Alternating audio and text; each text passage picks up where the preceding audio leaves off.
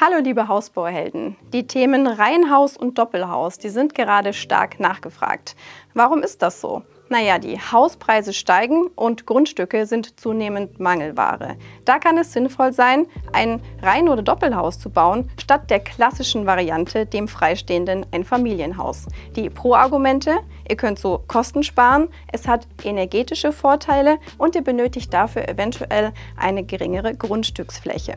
Wir haben dafür für euch heute 5 Projekte ausgesucht, die euch zeigen, auch wer sich für ein Reihen- oder Doppelhaus entscheidet, kann jede Menge Platz für Gestaltungsspielraum und Freiraum haben.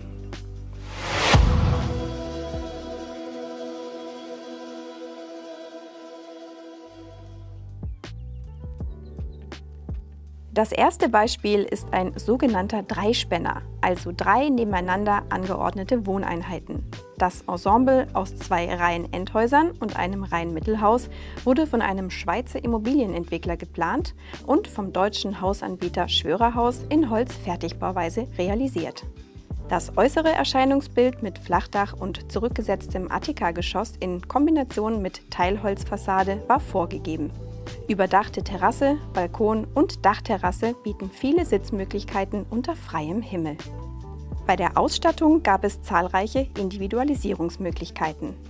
Wir betrachten eines der beiden Reihen-Endhäuser genauer, wo sich die Bauherren für eine breitere Terrassenschiebetür auf den Balkon und ein zusätzliches Fenster im Wohnbereich an der freien Seitenaußenwand ihres Hauses entschieden haben.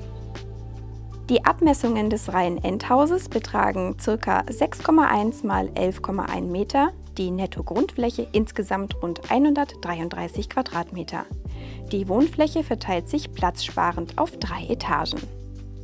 Da die Kinder bereits aus dem Haus sind, wurde der ganze Grundriss auf einen 2-Personen-Haushalt ausgelegt. Bei den anderen Parteien des Dreispenners wurden die Funktionen Kochen, Essen und Wohnen gemeinsam im Erdgeschoss angelegt und die Schlafräume im Obergeschoss. Hier hingegen befindet sich das Wohnzimmer im 1. Stock zusammen mit einem Arbeitszimmer und einem Komfortbad. So wird im Erdgeschoss Platz frei für einen besonders großzügigen Eingangsbereich mit einem breiten Einbauschrank. Die Innengestaltung zeichnet sich durch viele pflegeleichte Oberflächen aus, wie die modernen glatten Küchenfronten oder die durchgängig verlegten Bodenfliesen im Erdgeschoss. Da die Bauherrschaften Holz- und Naturtöne lieben, wurden die Zimmer in den Obergeschossen mit einem Dielenboden belegt und die Treppenstufen bestehen aus Massivholz. Für das Komfortbad wurden Bodenfliesen in Holzoptik gewählt und Wandfliesen in einem neutralen Beige-Grau. Das Dachgeschoss nimmt der Schlafbereich ein, ergänzt um ein Duschbad und die Dachterrasse, auf der das Paar gerne am Wochenende frühstückt. Bei einem Doppelhaus hat man in der Regel mehr architektonischen Gestaltungsspielraum, wenn man als privater Bauherr zusammen mit Freunden oder Familie die beiden Hälften baut, so wie bei diesem Beispiel von Luxhaus. Das Teilen bestimmter Kosten wie Erdarbeiten, Erschließungskosten und Notargebühren kann dabei sehr attraktiv sein. Auch die Vertrautheit mit dem Baupartner kann vorteilhaft und angenehm sein. Dennoch sind Privatsphäre und Eigenständigkeit wichtig. Hier bereits dadurch geschaffen, dass die beiden Haushälften leicht versetzt zueinander stehen. Mit Außenmaßen von ca. 11 x 11,5 Metern, 48 Grad geneigtem Satteldach und 130 cm Kniestock bietet jede Doppelhaushälfte auf rund 156 Quadratmetern Wohnfläche einer 4-köpfigen Familie viel Raum für individuelles Wohnen. Neben dem großen Wohn-Ess-Kochbereich gibt es im Erdgeschoss ein praktisches Arbeits- oder Gästezimmer sowie ein Duschbad mit Sauna. Im Obergeschoss sind Schlafzimmer, Bad und 2 Kinderzimmer untergebracht. Technikraum und weitere Stauräume wurden im Keller vorgesehen. So bleibt oberirdisch mehr kostbare Fläche zum Wohnen. Das Zusatzzimmer oder Homeoffice ist vom Wohngeschehen separiert und bietet so die Möglichkeit, wirklich ungestört zu arbeiten.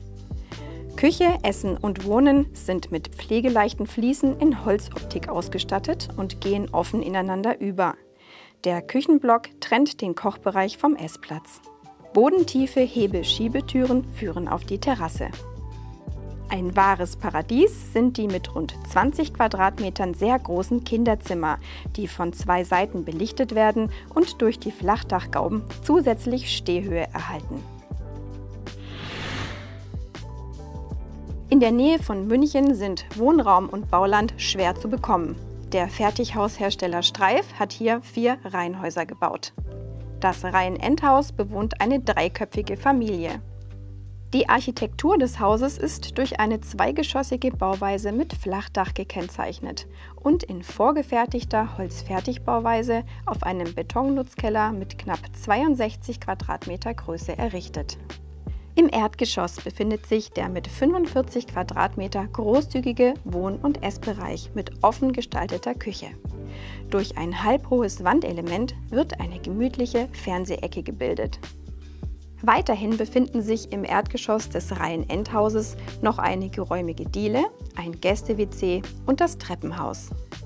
Im Obergeschoss liegen neben Elternschlafzimmer mit Ankleide und Bad noch ein Arbeitszimmer mit Belichtung von 2 Seiten und das Kinderzimmer.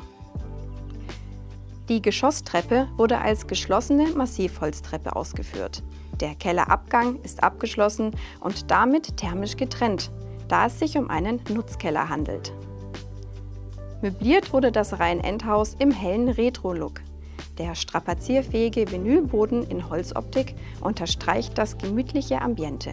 Weiße Türen, Wände, Gardinen und Küchenmöbel bieten ein helles und lichtes Raumgefühl. Der Küchenbereich in L-Form mit Kochinsel bietet viel Abstell- und Arbeitsfläche. Gleichzeitig sind genügend Schränke für alle Küchenutensilien vorhanden. Im Obergeschoss befinden sich ein Elternschlafzimmer mit Ankleide und ein Kinderzimmer mit doppelflügeligem Fenster. In der Badgestaltung hat die Familie eine T-förmige Trennwand geplant, hinter der sich das WC und die Dusche mit Mosaikfliesen befinden.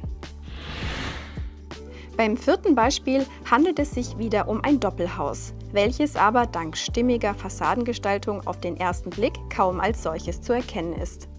Eine Doppelhaushälfte in diesem Musterhaus von Weberhaus im süddeutschen Schlingen mit klassischem Satteldach, hohem Kniestock und geringem Dachüberstand ist weiß verputzt. Akzente setzen die dunkelgrauen Fensterrahmen. Auf der Eingangsseite ragt lediglich der Erkeranbau hervor, ebenso wie das Sitzfenster auf der Gartenseite. Ansonsten lassen nur die leicht versetzten Baukörper erahnen, dass es sich hier um 2 separate Haushälften handelt. Natürlich verfügen beide Hälften über eigene Eingänge und Freiflächen.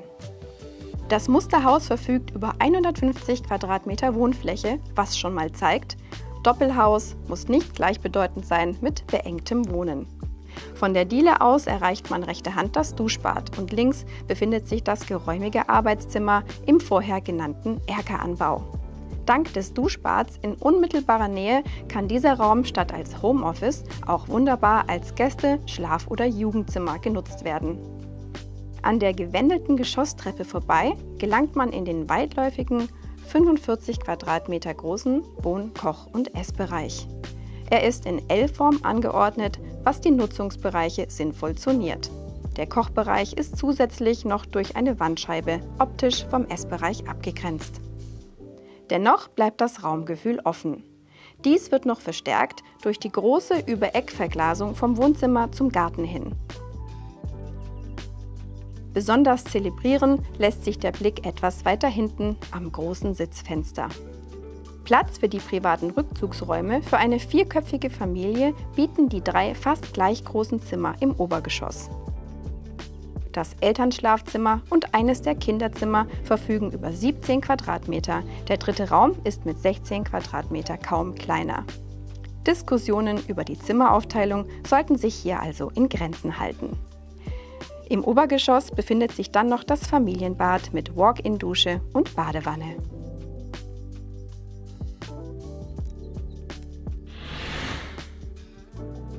Auch beim 5. und letzten Projekt handelt es sich wieder um ein Doppelhaus, das als Musterhaus von Fingerhaus im Raum Frankfurt besichtigt werden kann. In dem Baugebiet entstehen 44 Doppelhaushälften mit Wohnflächen von rund 130 bis 180 Quadratmetern. Alle Häuser sind mit Garage, Stellplatz und Bikebox ausgestattet. Mit 2 Vollgeschossen, einem Satteldach mit 42 Grad Dachneigung, Eingangsüberdachung und einem Flachdach-Quergiebel sowie Vollunterkellerung nutzen sie den teuren Baugrund optimal aus. Die etwas breitere Hälfte bietet rund 143 Quadratmeter, die etwas schmalere rund 130 Quadratmeter Wohnfläche plus Terrasse. Die beiden Doppelhaushälften des Musterhauses haben unterschiedliche Grundrisse. Im Erdgeschoss ist die Raumaufteilung fast identisch. In der etwas breiteren Doppelhaushälfte ist in der Diele lediglich zusätzlich ein Gäste-WC abgeteilt und ein direkter Zugang von der Diele zur Küche eingerichtet. Beides ist im Familienalltag sehr praktisch. Im Obergeschoss unterscheiden sich die Haushälften bereits deutlich. Während in der schmaleren Hälfte 2 sehr große Kinderzimmer und ein Bad untergebracht sind, verfügt die etwas breitere Hälfte hier über ein zusätzliches Arbeitszimmer. Im Dachgeschoss gibt es in der schmaleren Hälfte ein Elternschlafzimmer und ein offenes Studio, während die breitere Hälfte ein Schlafzimmer, ein Büro und ein kleines Duschbad enthält, was den Eltern auf dieser Ebene wesentlich mehr Komfort garantiert.